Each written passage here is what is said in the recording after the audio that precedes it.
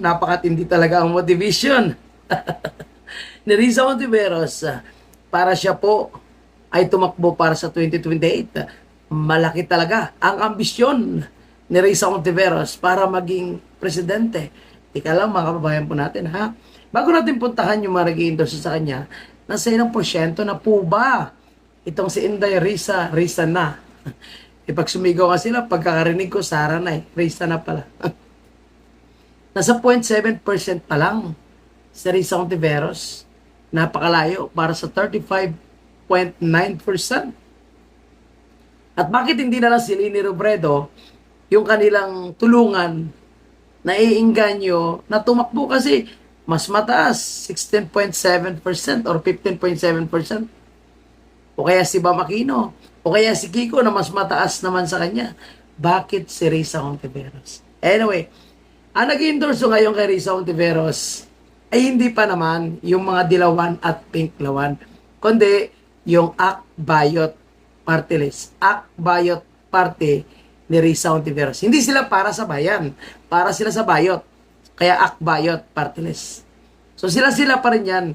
Yan yung mga nagrarally at nanawagan na impeach si VP Sara. At yan din ang nagbibigay ng proteksyon kay Risa Hontiveros. Yung mga tauhan yan lahat ni Risa Hontiveros. Sa maikling salita, mga tuta yan lahat ni Risa Hontiveros. So sila-sila lang. Walang ibang Pilipino, walang ibang grupo, walang ibang organisasyon na independent na nag-i-endorse kay Risa Hontiveros. Kundi yung kanyang sariling party list lang. So yung sinulong nila na Risa na, sila rin yon, yung Akbayot. Alam mo yung, kilala nyo naman siguro yung kanyang congressman, di ba? Na gumagano ng bunganga. Na gustong mapa-impeach kay VP Sara.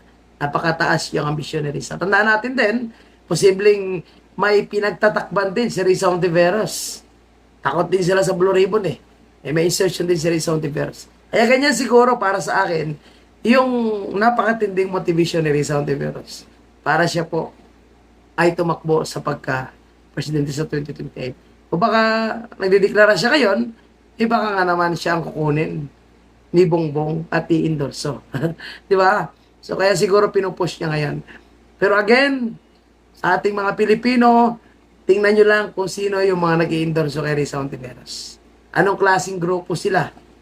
At nakikita nyo ba kung nire-represent nila ang bayan, inaangat ba nila yung flag ng Pilipinas? Hindi po. Ang inaangat nila yung flag ng Akbayan, Akbayot na kanilang grupo. So, delikado po ang ating bansa kapag si Risa ang mauupong bilang presidente. Pero malabo rin kasi yan eh. Hindi mangyayari yun. Dahil pagmumukha pa lang ni Risa Hontiveros, walang tiwala na ang taong bayan. Kung ngayon pa nga lang, senador pa lang, nakita nyo na kung gaano sila kagigil na manggigipit, na nanakot sa lahat na nagsasalita, nagbabatikos sa kanya. Nakita nyo naman kung paano di umano bumabayad siya ng witness para sa gusto niyang idiin na kalaban niya sa politika. Magiging kagaya din ito pala sa mga Marcos. Yung Marcos na sinusuka nila, na diktador daw, nang aabuso, ito rin ngayon ang ginagawa ni Risa Hontiveros. So, ganoon din sila. So, ika nga, kunwari galit-galit, pero sila pala, ay magkasabot din naman. So, ano po inyong komento, opinion kay Risa Hontiveros? Lagay na po sa ating comment section. Mabuhay. Congratulations sa mga dilawan. Dahil sa pagsanib pwersa nyo sa Marcos, yung mga kasong i-file nyo sa Sandigang Bayan patungkol sa ill-gotten wealth or tagong yaman ng pamilya Marcos ay i-dismiss na. Congratulations sa inyo. Siguro hindi naman magagalit yung mga dilawan kung yung mga kasong i-file nila sa pamilya Marcos ay i-dismiss na. Kasi ngayon, sanib pwersa naman sila. Sanib pwersa sa pagpakulong kay President Duterte.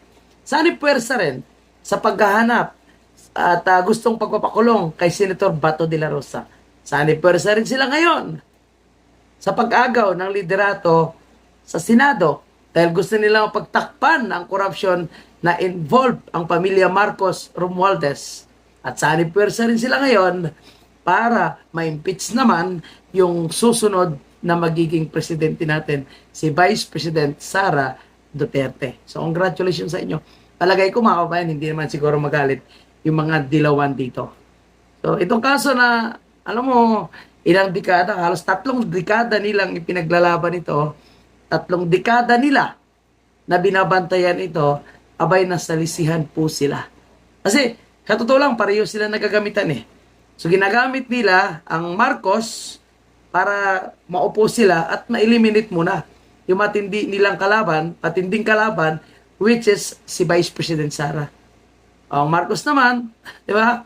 Dahil kailangan din nila makipagsanib puwersa dito sa mga dilawan, dahan-dahan din naman nila na ginamit ang issue na ito, dahan-dahan nilang ginamit yung mga dilawan, ginapang nila yung mga kaso na ipinal sa Sandigang Bayan, at ito po yung nagiging resulta. At hindi naman tayo siguro maninibago. Dahil siyempre, kontrolado ni Bongbong Marcos ngayon ang gobyerno. Senado nga gusto niyang kontrolin. At gusto pang pagtakpan ang usapin po sa corruption, lalong-lalo na sa flood control project. So again, no, I think walang karapatan na magalit yung mga nag-file ng kaso, yung mga dilawan, na wala silang karapatan na magalit ngayon sa Sandigang Bayan dahil kalyado naman nila yung mga Marcos. Tama po ba? Tingnan natin kung magre-react yung mga dilawan dyan.